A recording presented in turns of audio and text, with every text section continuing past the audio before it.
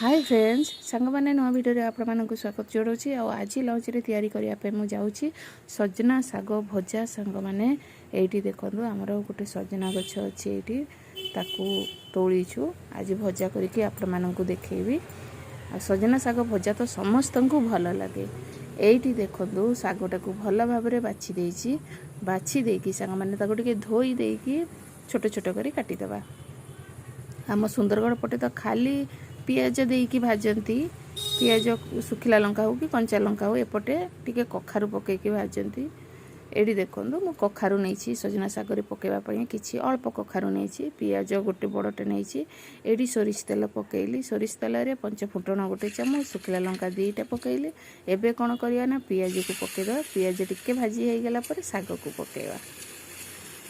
सागटा को टिके काटिदेवे मु काटी देछि धोईकी छोट छोट हो जाइछि किछि रसुण नहीं दी चार रसुण ताकू देकी पियाज रसुण को टिके भल कर भाजी देवा देखो भाजी हो गला एबे आमे कौन करबा ना कटा हिची सागटा को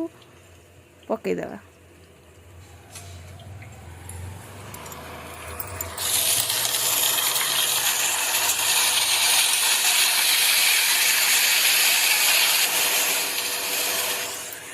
लुण स्वाद अनुसार मु गोटे चामच लुण नहीं पकईकी भल भाव 5 मिनट भाजी देवा देखो भाजी हो गला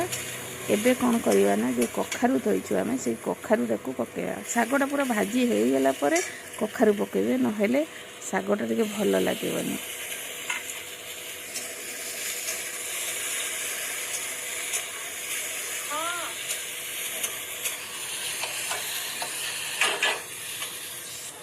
गरम गरम साग को सांग मैंने पखाड़ भात बहुत बढ़िया टेस्ट लगे ये देखो आमर साग हो गला भजा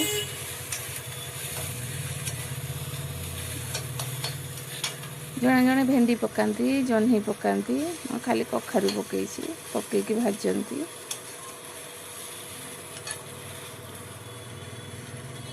हो गला सांग मैंने आमर सजना साग भजा ये देखिपे आपण मैंने बहुत बढ़िया बहुत सुंदर होती आशा करुँचे छोट भिडियोटा आपण मानक भल लगी भल लगे निश्चय लाइक करेंगे कमेंट करेंगे शेयर करेंगे रही पुणी देखा नुआ भिडियो रे।